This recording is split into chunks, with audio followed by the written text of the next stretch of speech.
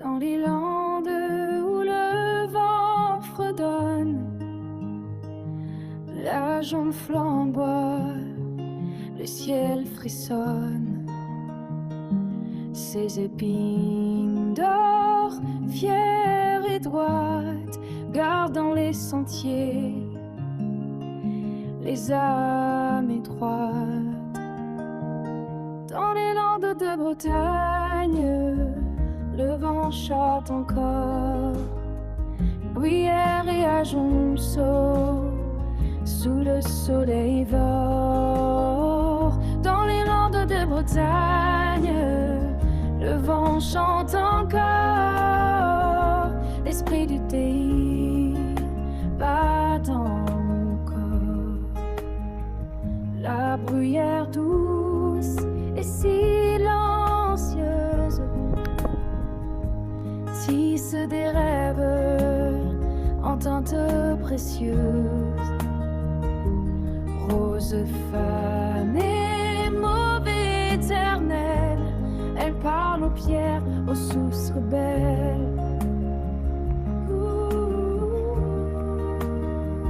Dans les landes de Bretagne, le vent chante encore, Bruyère et Ajonceau, sous le soleil d'or. Dans les landes de Bretagne, le vent chante encore, l'esprit du pays bat dans mes corps. L'un pique, l'autre apaise, l'un éclate, l'autre pèse. La terre de ses racines fines, de sœurs liées par l'âme divine. Dans les landes de Bretagne, le vent chante encore, Bruyère et Ajonceau, sous le soleil d'or. Quand les landes de Bretagne, le vent chante encore, l'esprit du pays bat dans mon corps. Quand la nuit tombe sur l'armorique, leur murmure devient musique, un chant, c'est un souffle discret que seul le cœur breton connaît. Dans les landes de Bretagne, le vent chante encore, Bruyère et Ajonceau, sous le soleil d'or. Dans les landes de Bretagne, le vent chante encore, l'esprit du pays bat dans mon corps.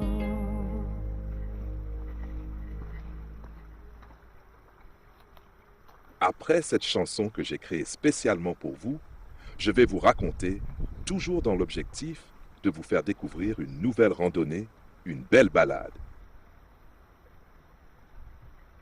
Le nom Locunolé vient du vieux breton Loc, lieu consacré, et de Saint Guénolé, fondateur de l'abbaye de Landévennec. Dès le XIIe siècle, Locunolé dépendait de cette abbaye, ce qui témoigne de son importance religieuse ancienne. Le cheval breton est une race de trait originaire de Bretagne, issue de croisements entre des chevaux locaux robustes et d'autres races européennes dès le XVIIe siècle. Sa robe, souvent alezane, mais aussi aubert, baie, rouane ou noire. Il est reconnu pour sa force de traction, son trot efficace et sa docilité, ce qui en fait un compagnon idéal pour le travail comme pour l'attelage. Très apprécié par les militaires pour sa robustesse et son endurance. Utilisé en agriculture, dans les forêts et même pour l'éco-pâturage aujourd'hui. Dans les années 1980, son élevage s'est orienté vers la production de viande, notamment pour l'exportation vers l'Italie.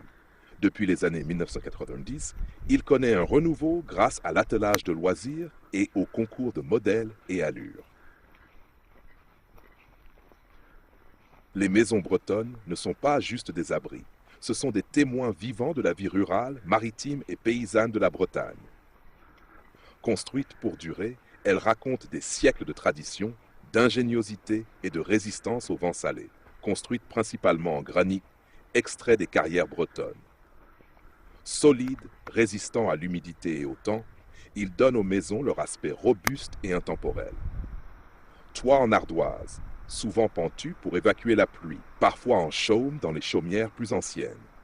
Les fenêtres étaient étroites pour conserver la chaleur et résister aux tempêtes. Une cheminée centrale se trouvait au cœur de la maison, où l'on cuisait, se chauffait et se réunissait.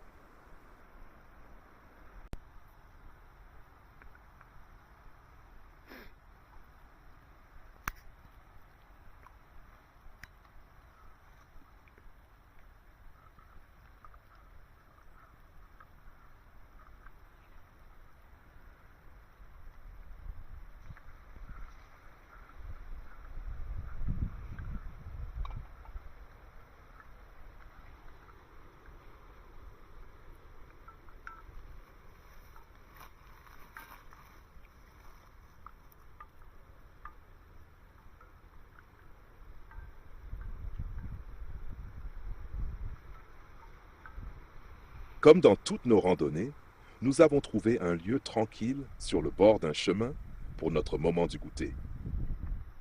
C'est une tradition chez nous que nous ne manquons que rarement dans nos promenades. Rachel et moi adorons la randonnée. Nous appelons ça plutôt une promenade. Bien souvent, nous dépassons largement le temps indiqué sur leur descriptif. Mais nous faisons beaucoup de pauses et aimons particulièrement observer le milieu. Pour nous, ce n'est pas un trekking. Nous prenons soin de ne laisser aucune trace de notre passage. Nous emportons toujours nos déchets avec nous. Bien évidemment, nous apprécions beaucoup plus les randonnées faciles et surtout à l'écart de la grande agglomération. Nous disons toujours réellement ce que nous pensons de la randonnée que nous faisons. C'est aussi pour cela que nous lui donnons une note de 1 à 10. Nous ne sommes pas les créateurs de ces randonnées. Il y en a déjà bien assez sur le net comme ça. Nous ne faisons que suivre les traces de ceux qui les ont créées.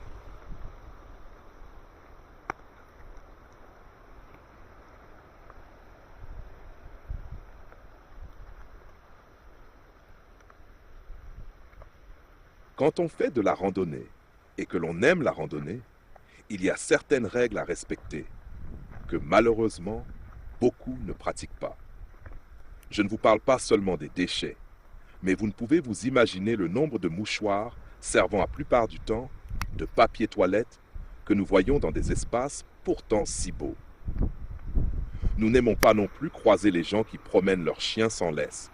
Bien sûr, si vous les écoutez, ceux-ci ne sont jamais méchants. Et pourtant, il est difficile de prédire la réaction de son animal. Nous ne parlons même pas de leur déjection. Quand nous randonnons, nous aimons, et vous pouvez le remarquer sur les vidéos, le silence.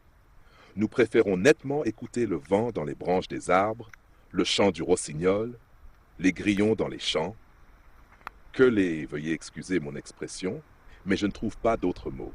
Je parle des grandes gueules, ceux qui se croient seuls et braillent. Il faut aussi respecter les cultures, les propriétés privées, ne pas cueillir les fleurs, ne pas déranger les animaux sauvages ou même les vaches, chevaux ou autres dans les champs. Quand nous mangeons parfois des fruits, nous ramassons aussi souvent que possible ceux au sol ou sur l'arbre seulement si celui-ci n'appartient à personne.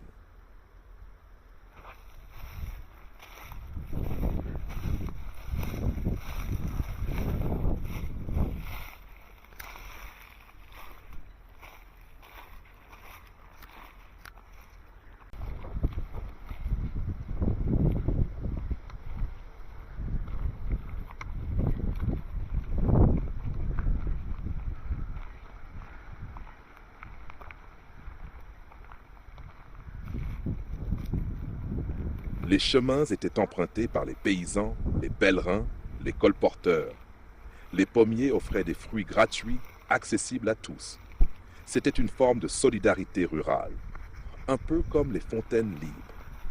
Les pommiers servaient à marquer les limites entre les terres, les chemins communaux et les champs privés. Contrairement aux haies, ils ne gênaient pas la vue et avaient une valeur ajoutée, le fruit. Le feuillage des pommiers offrait un abri naturel pour les marcheurs et les bêtes. En été, c'était un luxe simple mais précieux. En plantant des pommiers le long des chemins, on diffusait les variétés anciennes. Rainette d'Armorique, Marie Ménard, Guy Vic, ces arbres devenaient des réservoirs génétiques vivants, loin des vergers commerciaux. Dans certaines communes, on plantait un pommier à la naissance d'un enfant ou à la mort d'un ancien.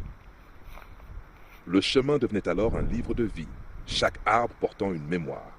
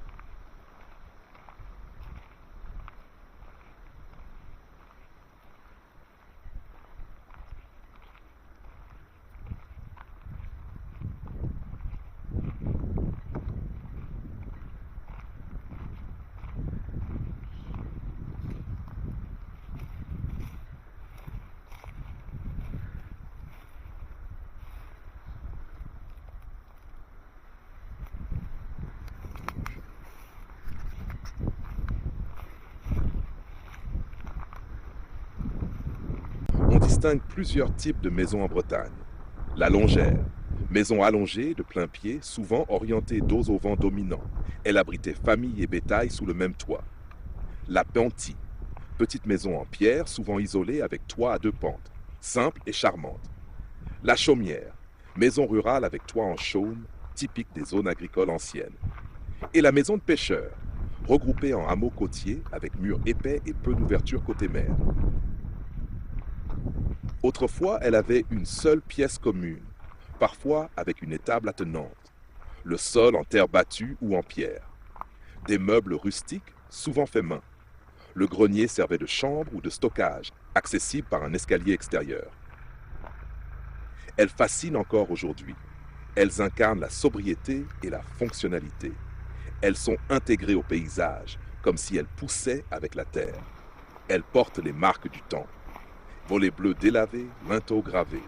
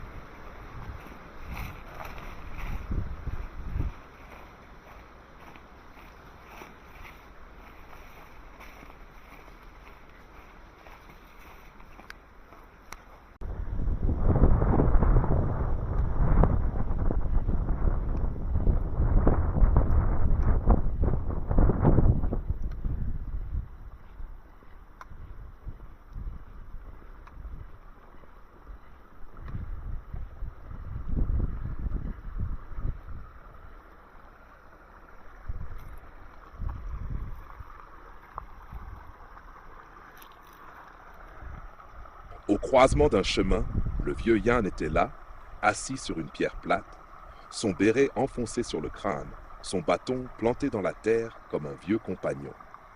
Il me regarde avec ce sourire en coin. « Ah, les pommiers! Tu veux savoir pourquoi on les plantait le long des chemins?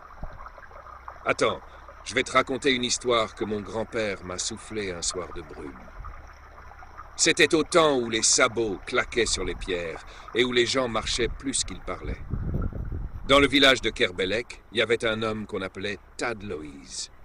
Il n'était ni riche ni savant, mais il avait planté des pommiers tout le long du sentier qui menait à la chapelle. Un jour, un gamin lui demande « Pourquoi t'as mis des arbres là où personne ne s'arrête ?»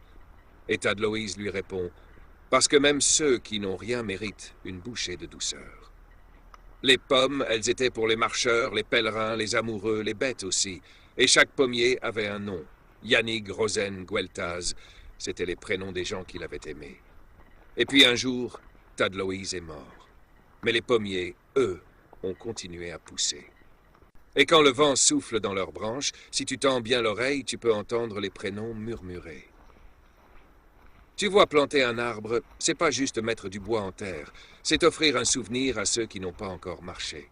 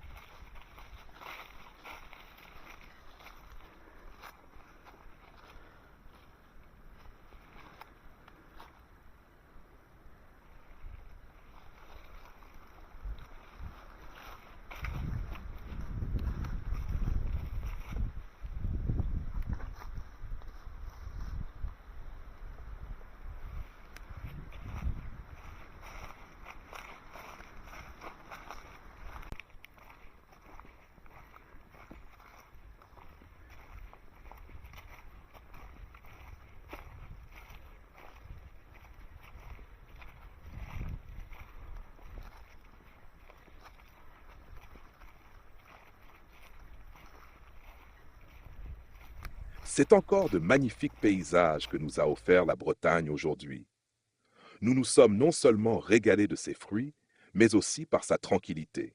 Nous n'avons croisé que Yann, notre conteur invétéré, ainsi qu'un paysan qui travaillait dans son champ.